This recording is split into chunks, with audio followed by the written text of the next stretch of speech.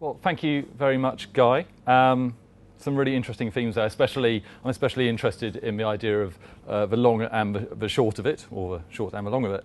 And that's something I'm going to touch on. And there are three things I'd like to do. I'm going to talk about three areas, and one of them is on brief. So the first thing I'd like to do is look the question in the eye a little bit and interrogate it. Maybe it'll even confess a little bit of truth. The second thing I'd like to do is ask, how do modern ideas create value? And the final thing I'd like to do is ask, what do modern ideas want from planners? And what does it mean for all of us in this room?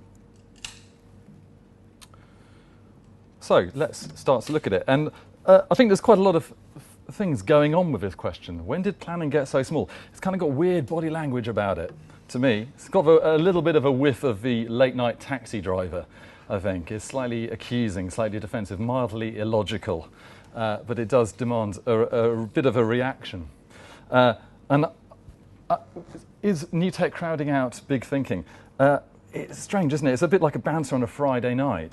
Sorry, mate, you can't come in like that. It's only big thinking allowed here. On your way. As if big thinking only comes in non-tech sized packaging, and somehow tech is almost dirty, beneath other ideas. So for a moment, let's leave the idea that big thinking is good thinking at the door. I think that deserves a whole other debate. We've only got one evening. But I think what's interesting to me is that the question that we've got seems a bit of a causal relationship, as this technology has kind of grown like weeds underfoot, and our thinking has slowly got smaller and smaller, and is being strangled bit by bit until one day that big thinking will slip out of view entirely. And that isn't an easy assumption to make. After all, tech doesn't often come in honed end lines that show how clever it is. It doesn't showboat in your living room begging for attention. I mean, when it's at its best, it just gets on with things. So it operates on a different level. So, of course, the whole question is utterly absurd, isn't it? So let's start with the obvious. Can we imagine a world, just thinking about big thinking for a second, stepping outside of a communication space, arguably, can we imagine a world without Google? A service that's defined more than any other invention since the history of mankind what makes us tick and human intent. Not really, no. Can we imagine a world without Apple, without an ecosystem of apps, without the iPhone, without tablets, without a service that's defined the nature of design experience and also the architecture of modern systems and operating systems? Surely big thinking. It's hard to imagine that. What about new platforms like Facebook, like Twitter, like Snapchat? I love their logo, brilliant. And they sort of define the nature of modern communications. They've all got their behavioural tics, their languages, their subcultures. And just as a thought experiment, just thinking about Snapchat and its turning down its valuation, imagine as thinkers, as big thinkers, as I'm sure you all are, someone came to you and said, offered you £3 billion for your big thinking. Would you turn them down? Oh, no, sorry, the thinking it's not quite big enough yet. No. So it's all very strange, really. I mean, I think what's going on here is that there's a new reality, and the question implies a new operating system at the heart of a model. And that's a sort of a fascinating moment for us, really, because we're not even in a digital age. We're in a post-digital age, and maybe even a post-post-digital age. And I think that it's 5 or 6 years ago since stuff like EcoDrive. This isn't new news, and yet we're still pondering the inputs, still pondering the outputs and the thinking. And I think there's a genuine sense of instability and a sense that somehow the problems that clients face are kind of similar, but the way we're getting at answering them are pretty different. So on the surface, I want to have a look at the evidence. Has planning got smaller? Well, let's look at the evidence. Well, clearly, yes, planning has got smaller. Just look at Social Media Week and all the fun around that. Well, it's obvious, it's easy to think that, isn't it? Because, of course, there's always some shiny new idea in the slipstream, getting people into a tweet storm, a world of media firsts and the latest apps the latest social this, app that. I mean, and that's unsurprising. We're an industry that fetishizes the new over the unchanging. And of course, what actually is going on here is I think all of this stuff is exactly that. It's stuff, and it's getting unprecedented airtime. This is my personal favorite. A couple of weeks ago, Nissan created this thing is, very beautiful watch. And as I'm sure what's different about this watch is it's connected. And of course, what you want to do, you'll have already got to the conclusion here. What's the first thing you want to do when you're driving at 70 miles an hour? You want to look at your watch, don't you? Because that's the safest thing to do. So that's interesting. Good luck. I think the point is simply the signal-to-noise ratio has changed, I think, and it's easy to lose sight of the big stuff that we're still doing. So we need to distance ourselves and stand back a little bit to see the picture. So let's try and strip the question to its bare, naked essence and look at the evidence objectively. Because surely if tech has crowded out big thinking, then you would see two things. You would expect to see, if planners have been doing their job properly, a decrease in commercial effectiveness, because it's small and therefore not as good. And secondly, you would expect to see a decrease in creative inventiveness. So let's have a look at that. I want to find out if there is wisdom in the crowd. So recently, Adam and Eve DDB with Les Binet and Peter Field did some research looking at the IPA data bank, and we looked at essentially the old stuff, so stuff pre-2004, and then the newer stuff. We wanted to find out what's the efficiency. Have communications got more efficient or less efficient over time? So the question to the group, the collective group, the wisdom of a crowd in action. Have our communications ideas, put your hands up if you think that communication ideas since 2004 have got more effective. Okay, and who thinks they've got less effective? Okay, so you all think they've got more effective, do you? You are wise. Wise beyond your years. It is efficiency indeed. But what it suggests over time is that commercial efficiency has increased for bang per buck. So I want to ask another question. What happens, same question, what happens when you mix TV and digital? Who thinks it's got more efficient? You are still wise. Okay, final question. Dirty question. What about, how about TV in isolation? Who thinks TV in isolation has got more efficient per pound spent? Who thinks it's got less efficient? Okay, you're not so wise. Soulless TV. Of course, misses a little bit of a story, which is that different kinds of digital works in different kinds of ways, but that's not something I'm going to go heavily into. But for point one, is there a decrease in commercial effectiveness of our ideas? No. What about creative work? Has it really got less ambitious? Let's just take a pretty random, this is stuff that just came into my mind. Literally, I'm sure there are better examples of creative work. Some of this stuff happens with one APG, a lot of it's UK, but not all of it. I think we're living through a golden age of creativity. You know, Meerkat looking at different business models. Tourism Iceland promoting a country through personalised social messages. British Heart Foundation creating appointment to view work. Volkswagen Fun Theory using a social experiment to have behavioural change. Walkers crowdsourcing flavours. The DePaul's iHobo using an app to increase charity donations. Sainsbury's creating documentaries around Christmas time for a supermarket, etc., etc. I think there's brilliant stuff coming out. Oh, hang on, I've just missed about 200 other case studies. So no, I don't think our creative inventiveness has been on the slide particularly. Or maybe the APG's just been getting lazy and cynical and twisted. Those jurors have been reading too many papers. I'm not so sure. You know, let's just take the two last Grand Prix winners. from the last 2 awards.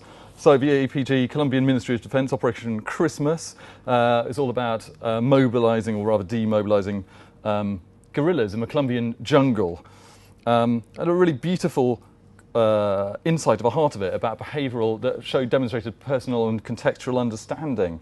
Lighting up trees in the middle of guerrilla paths to say, if Christmas can come to the jungle, you can come home. Demobilise. At Christmas, everything is possible. I think, apart from showing a 30% uplift in guerrilla demobilisation, was just a beautiful insight.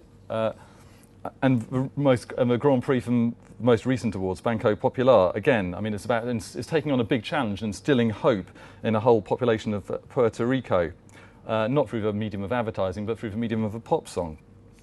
I think it's really fascinating thinking. So I think no to that. What about tech thinking? Is tech thinking small thinking? Well, of course, it's a slippery question because tech comes in different shapes and sizes. But let's start off with the obvious, the poster child for tech, fuel band. And I think it sort of does shine a light on the beating heart of a new opportunity for clients and therefore for agencies, because in part just because it's not just helping sell, it's helping people help each other. So I think the most important thing is it's creating a new distribution channel, and a distribution channel which also creates valuable data for the client. So I don't think that's exactly a small idea, but there are other kinds of digital ideas as well, which I'll just fast forward through. So one of them I just want to touch on is something that we did for Golf GTI just last week. So yes, we did, as you'd expect, the standard advertising campaign with a nice little punchy, kind of pithy thought, often copied, never equal. The bit that I'm interested in is the bit that we did last week, was a collaboration with Underworld. And essentially the insight behind this was one of the pioneering spirit behind GTI and the emotional resonance of driving. And essentially the insight was around driving is enhanced when you add music to it. And and as GTI is the ultimate driving experience, what cooler thing could we do than deepen the emotional relationship people have with the ultimate driving experience by pimping it, essentially, by creating music that adapts to the way that people drive. So it's an app. I don't think it's a big idea, but what's interesting about it is it blends together with the advertising idea. Both are based on the thought of pioneering originality. One is enhancing an experience of a product, while the other is selling a dream and a promise.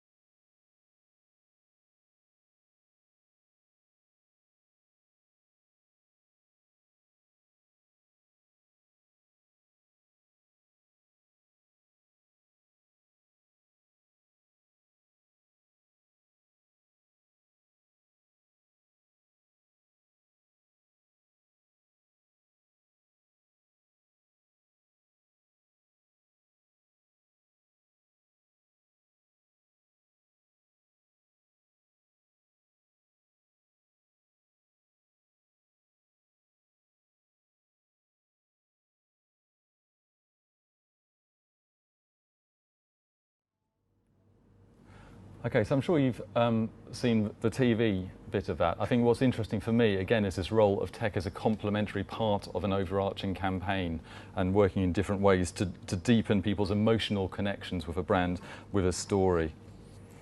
So I particularly have a little bit of heart for the interactive Lauren Laverne comedy book. I'm going to skip past Volkswagen. I think tech can also be used to allow people to discover new things, and that's something we've been doing on Volkswagen quite a lot recently. So I think the point being is that I don't think tech thinking is small thinking, and I don't think that planning is smaller than it ever was. It's just operating differently. And it shows that strategic ingenuity isn't respecting channels or discipline, and that modern ideas are just made out of technology. So I think it raises two important questions for us. One is, how do ideas create value? And the other is, what do ideas want from us? Well, we're in the business of people getting to do things. And I think, but unlike management consultants, we're not in the business of organisational change. We're not in the business of mergers and acquisitions. We're in the business of communications. The problem is that communications is a bit of a funny word. It means two different things. It means, firstly, the imparting and exchange of information. I guess, in parlance, what's our story? So the question is, how does this stuff work? And a lot of the work from Les Binet and from Andrew Ehrenberg and Byron Sharp show that it comes from stories attract new users. But that creates a short burst of energy, essentially. And the challenge, of course, is to allow the space in the idea for people. And that's a really interesting ongoing challenge for all of us in the storytelling business, is where is the space in an idea to allow it to get remixed. There's another way of thinking about communications, which is the means of sending or receiving information. So I think this is where things like Nike Fuel Band come in. And I think that this works in quite a different kind of way. It's much more disruptive because it starts to open up a different kind of business model. And tech such as games and apps and user platforms are all doing that. And if that's true, that helps us to start to define where the value in the new idea economy actually lies. In particular, I'd say campaigns may include tech, but they operate in quite a different kind of way to tech-based platforms. I think the opportunity for us isn't to think of it as oil and water. I think it's to blend them together. And that's a really big play for planners and a really big play for planning. So it raises the question, what do ideas want from planners? Well, here's my take on it. I'd argue we need to do what we have always done at our best, because both platforms and stories require similar kinds of skills. We need to empathise with people, with what makes them tick, what makes them frustrated, and helping them design better solutions and get them in the gut.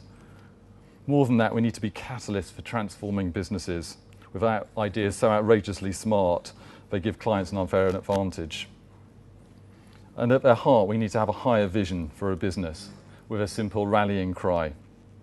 I think the difference is that we no longer have to just create feelings. Those rallying cries that revolutionise a business need to translate into organisational behaviours across organisational systems. And this is a really big point, I think. Our opportunity is to communicate with chief technology officers, with operations directors, with customer service people. So I believe the future belongs to entrepreneurs, and we are entrepreneurs. And technology sets planners free to apply those skills as never before, because it allows us to be far more commercial and stretch into more points in a business than ever before. But of course, we need new skills and behaviours, and we need to adapt our own operating system, because the present is agile, so we need to be agile too. So here's a provocation. Maybe just maybe we fetishise thinking just a little too much, and that's our biggest threat to adapting. Maybe thinking is an extreme limitation, because it's no longer enough to do the thinking. We need to be doing the doing too. And the new operating system and the way of working in the fluid world requires our skills more than ever to synthesise, to add clarity, to give direction, to give rigour. And those are valued more than ever, but the practice of applying them is faster. So maybe we're already operating on a different kind of operating level, which is minimum viable planning, not starting just with the thinking, but as often starting with the doing. I think that's kind of a really interesting thing, because it's a messy world that we're working in. But it raises some big challenges, but also some big opportunities. And I think one of them is that there's a lot more space for us to play, but less time for us to play in all the spaces that we can. So we've got to be brutal about where we focus our energy, because we can focus it in any number of different spaces, from business models to digital retail to adaptive content to partnerships. But that's a fascinating space and a fascinating opportunity for us all. We also need to be thinking and stepping much further into executional detail. And I think we've been really good at that. Jimmy Carr, the comedian, talks about how comedians jump off a cliff. And it's a constant mastery of how big the leap you need to make is. I think agencies and planning have been really good at getting a sense of what the leap you need to make in and creating that emotional response. In terms of cultural context, we're great at understanding brands and where they play. I think the opportunity going forward is to understand what are the platform contexts, what are the user journeys, where are the emotional traces, and we need to be building blueprints for those. I think there's a great opportunity, I'm sure Fem will come to talk about it, around data. We need to be having more of an affair with different kinds of data. Data which explores the dynamics of user journeys and of customer experiences. And that's just hard behavioural stuff and also the emotional, softer stuff. And finally, I think we need to synchronise our activity, and this is a huge area. And perhaps the future of planning is making sure that we get better at getting other people to do the extraordinary, to create organisational change, because it's no longer enough to have business and brand strategies. Now we've got to be masters at digital strategy, social strategy, content strategy. I'd argue also service strategy too. I can't see a future where planning isn't heavily involved in design thinking and those kind of principles. So in summary, I'd say technology is the oxygen for revolutionary thinking and for more revolutionary thinking. But it's been at its heart, it's the same as it's always been. And that great planning has always looked beyond communications. That's been an end point, not a start point. But the means that we need to get there is very different. We still need to be transformational catalysts, but we need to ask very different questions to get there and to achieve that. So to wrap it up, I'd say our thinking has got bigger, not smaller. I think tech has set us free like never before. And I think the future for all of us is to embrace our inner entrepreneur. Thanks.